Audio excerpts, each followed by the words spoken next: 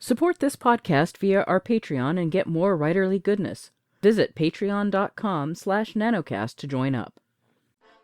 Welcome to NaNoWriMo Every Month. My name is J. Daniel Sawyer. I'm the author of some 20 books, 34 short stories, and numerous articles and other things, and I am your guide on this journey to use NaNoWriMo to level up to professional output levels.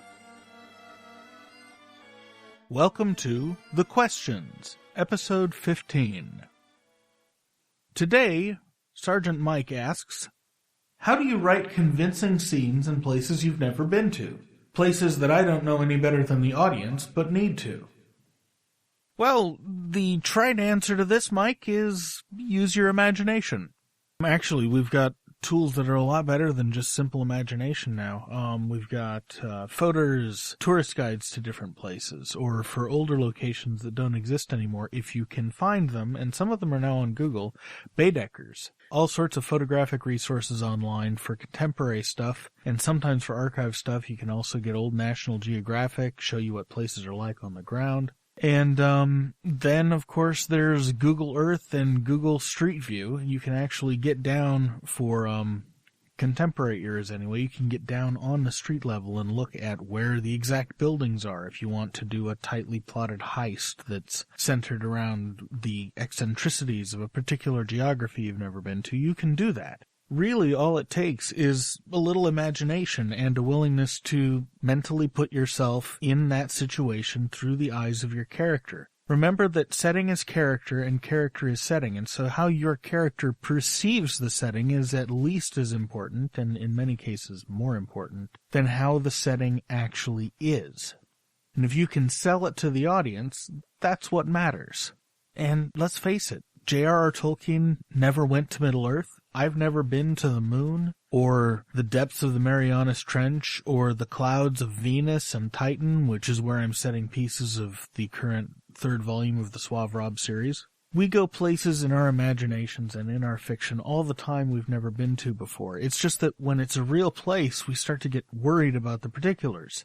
And I'm no different from you in this respect. One of the reasons that I have so much fun with the Clark Lantham books is they're set in an area where I spent 30 years of my life, so I know every single little pebble in the whole area. And I go back there every 5 to 6 months and drive around the places that I'm currently including in a book to make sure not a lot has changed, because those books take place contemporaneously with right now. So I want to make sure the geography stays up to the minute. I'm kind of that way. But, last year I didn't get back down to the Bay Area as many times as I wanted to, and I did write 2 Lantham books there, including several scenes in one set at a location that hasn't existed for years. It's a building that got torn down years ago, but that I knew very well when I was younger. So I went from old family photos and that sort of thing. But you basically pick up whatever pieces you can and fill in the details with imagination. And remember that imagination is not just visual. Think about the smells and the sounds and the textures and the temperature and the humidity of being in a certain place, and what all those things do to the gestalt of an environment, and what they do to the psyche of your character. If your character grew up in a relatively dry climate and goes to Washington, D.C., that character may appreciate the touristy monumental architecture. He might love revisiting his country's heritage.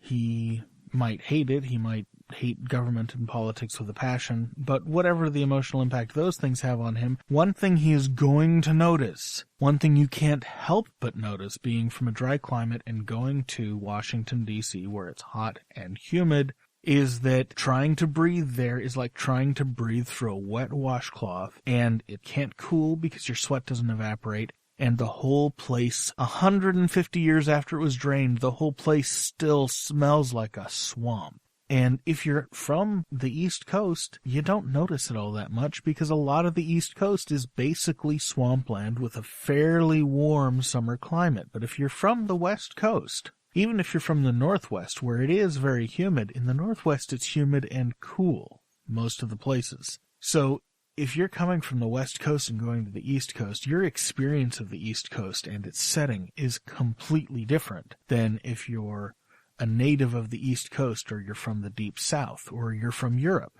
The difference between the place you're going and the place that you're used to defines and informs your experience of the place that you're going.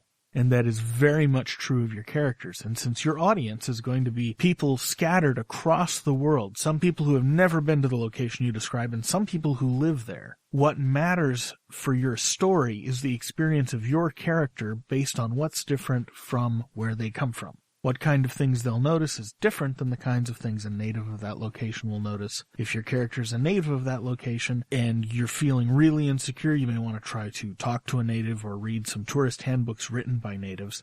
But otherwise, it's good to declench, trust your imagination, and concentrate on creating that full sensory bubble and experience around your reader through the eyes, ears, nose, extremities, and other perceptual senses of your character.